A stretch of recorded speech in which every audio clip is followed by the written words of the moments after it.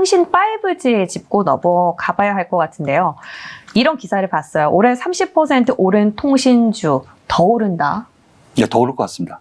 정말요? 네. 모르겠어요. 일단 뭐 성장성이나 안정적인 배당의 측면도 한몫을 하는 것 같긴 한데 통신 3사를 그럼 좋게 보시는 건가요? 거기서 제가 약간만 수정을 할게요. 네. 과거에는 경기 방어주였죠. 그렇죠. 그리고 지수가 조정을 줄 때, 그때 조금 힘을 받고 대안주로 했었는데 여기에 플러스 알파 성장이 올해 들어갔습니다.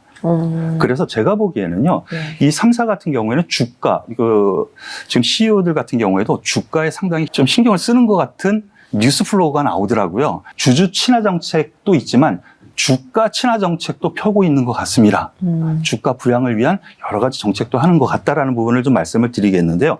그래서 성장주도 가미를 하고 봐야 된다라고 봅니다. 실적 좋다고 누구나 얘기합니다. 좋을 것 같습니다. 그래서 많이 올라왔죠. 그리고 연말로 갈수록 배당 수익률도 분명히 기본적으로 가지고 있을 것 같아요.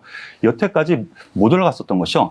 5G 좋아 이걸로 돈 벌 거야 했는데 그닥 5G 인재 막 점점 우리나라에서도 늘어나고 있지 않습니까? 네. 핸드폰이요. 네. 거기에서 데이터료라든가 인재 걷어들이고 있어요. 그래서 이만큼 올라오는 효과가 올해 앞으로 더 일어날 가능성이 크지 않냐라는 쪽이고요. 종목마다 좀 다릅니다. KT 같은 경우에는 분할해가지고 유통 쪽 좀 사이트 있고 막 그런 회사요. 자회사로 상장을 통해서 성장성을 마련한다고 하고요. KT라든가 뭐 이런 쪽에서는 엔터 쪽에 자회사를 통해서 뭐 어떻게 해가지고 수익을 마련한다라고 하죠. 이런 효과가 앞으로도 좀 더 있다라는 쪽으로 생각을 하시고 관심권 기울여도 되겠다고 생각합니다. 그럼 통신주에 대해서는 어쨌든 뭐 배당적인 측면이나 주주 친화적인 정책에 의해서 뭔가 주가 친화적인 정책에 따라서 긍정적인 평가가 나왔는데 그럼 5G 안에서 혹시 장비 안에서 제도약을 기대해 볼 만한 기업 있을까요? 장비 따라서 쪽이요? 골라주시잖아요, 항상. 장비주요.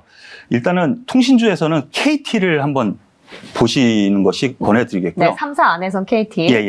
통신 3사에서는 주가 친화 정책 확실한 것 같습니다. 주가 친화 정책. 그리고 통신 장비 쪽에서 우리는 또 플러스 알파의 수익률을 봐야 됩니다.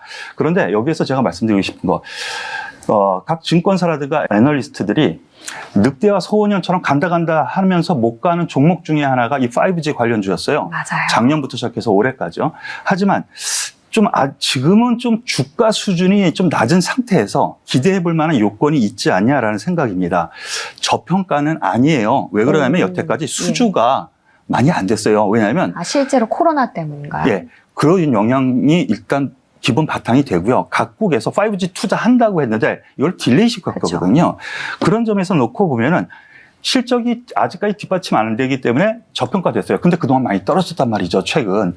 그런 점에서 놓고 보면은, 이 정도 선이면은 가격 매력이 있지 않냐 쪽으로 저는 생각을 하고 싶습니다.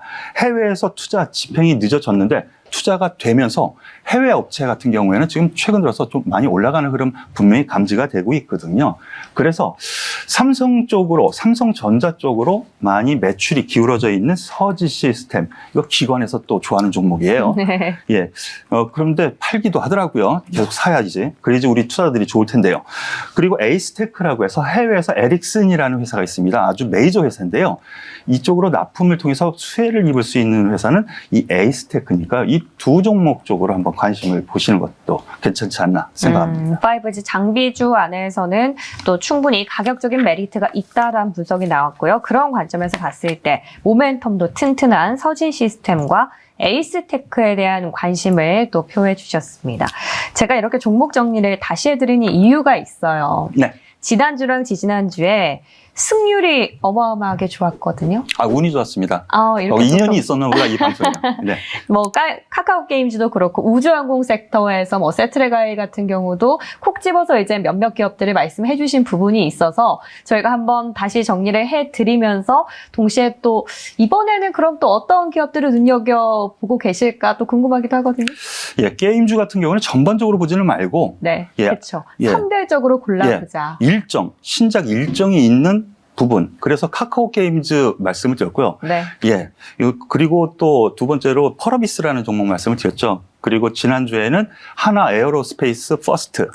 그리고 세컨 종목으로 말씀드렸던 네. 세트랙 I 종목을 말씀드렸는데 운이 좋았고 여기 와서 제가 선물을 받은 것 같은 기분이에요. 아주 좋습니다. 그런데 이번 주부터 좀 봐야 되지 않을까라는 섹터가 생겼습니다. 어딜까요?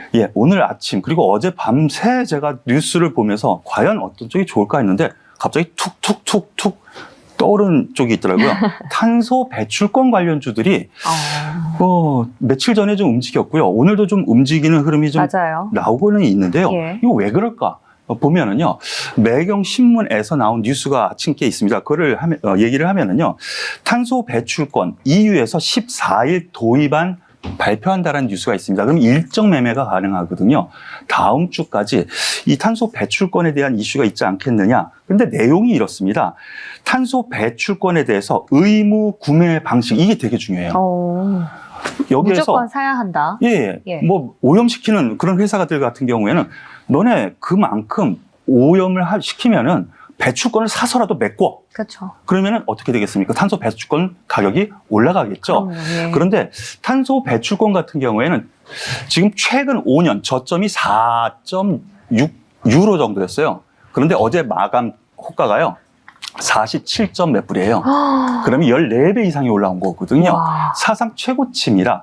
그리고 향후에도 지금 탄소 배출권이 이슈가 된다면 관련주에 대한 관심이 필요하다고 생각이 하고요. 네. 관련주 한솔 홈데코 그리고 이건산업 이 정도 한번 보시는 것이 맞지 않을까라는 생각이니까요. 다음 주까지 한번 기다리면서 저도 체크를 해보겠습니다. 네, 맞습니다. 한솔 같은 경우에는 저도 들은 게 탄소 배출권을 본업으로 갖고 있는 또 우리나라의 거의 유일무이한 기업이라고 제가 들은 바가 있어서 탄소 배출권 관련해서 또 신선하게 접근을 해주셨고요.